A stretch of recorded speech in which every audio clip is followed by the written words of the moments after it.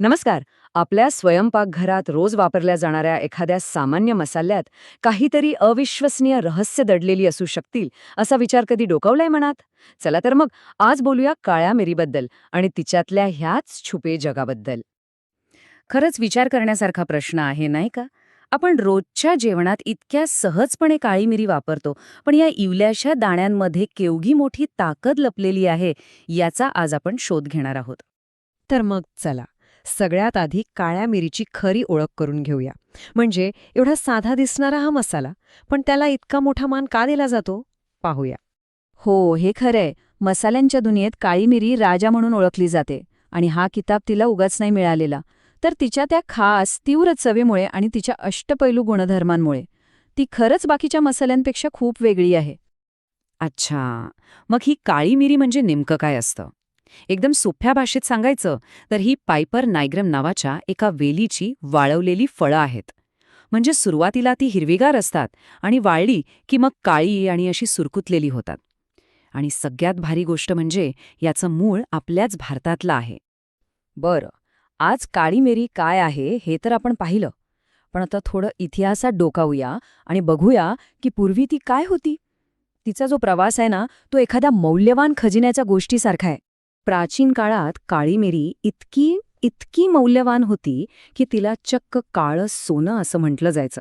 जरा विचार करा, आज जो मसाला आपल्याला इतक्या सहज मिळतो तो एकेकाळी चक्क सोन्याच्या मोलाचा होता. कमाल आहे ना? पण तिला काळं सोनं का म्हणायचे? याचं कारण म्हणजे ती फक्त एक मसाला नव्हती, तर ते एक चलन होतं, करन्सी.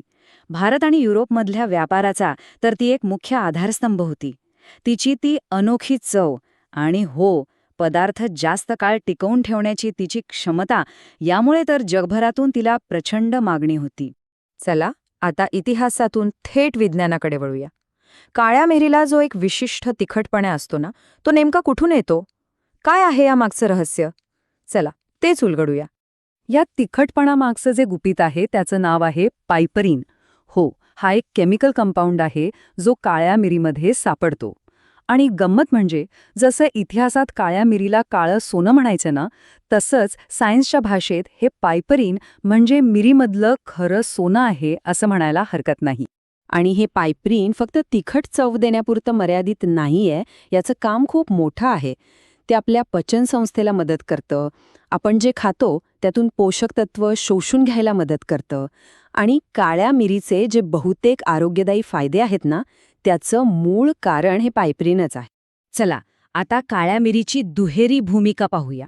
म्हणजे बघा, एकीकडे ती आपल्या स्वयंपाकघरात जेवणाची लज्जत वाढवते आणि दुसरीकडे पारंपरिक औषध पद्धतींमध्ये एक महत्त्वाचं औषध म्हणूनही काम करते.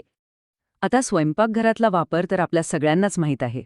आपलं सूप असो, सॅलेड असो किंवा मग रोजची भाजी आमटी, सगळीकडे तिचा वापर होतोच.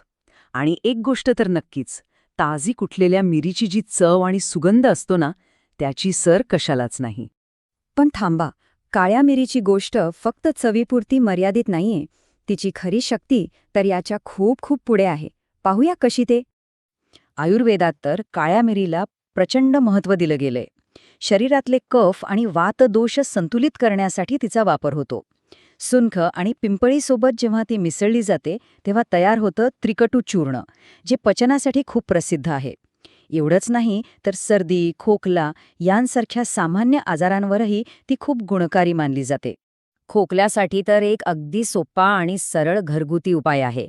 फक्त 1 चमचा मध घ्यायचा, त्यात चिमूटभर काळी मिरी पावडर मिसळायची आणि ते मिश्रण हळूहळू चाखायचं. खूप आराम मिळतो. हा एक पारंपरिक पण तितकाच प्रभावी उपाय आहे.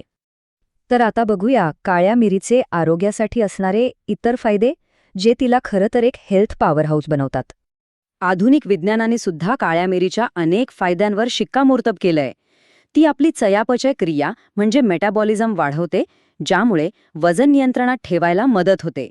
रक्ताभिसरण सुधारतं, घाम आणि लघवी वाटे शरीरातली विषारी द्रव्य बाहेर टाकायला मदत करते आणि हो, ती अँटीऑक्सिडंट्सचा सुद्धा एक उत्तम स्रोत आहे. तर पाहिलं आपण एका सामान्य दिसणाऱ्या काळ्या मिरीच्या दाण्यात केवढा मोठा इतिहास, विज्ञान आणि आरोग्याचा खजिना दडलेला आहे. हे सगळं पाहिल्यावर एक प्रश्न मनात आल्याशिवाय राहत नाही की आपल्या स्वयंपाकघरात अशा अजून कितीतरी सामान्य दिसणाऱ्या गोष्टी असतील ज्यांच्यात अशीच मोठी रहस्य दडलेली असतील. खरंच विचार करण्यासारखी गोष्ट आहे नाही का?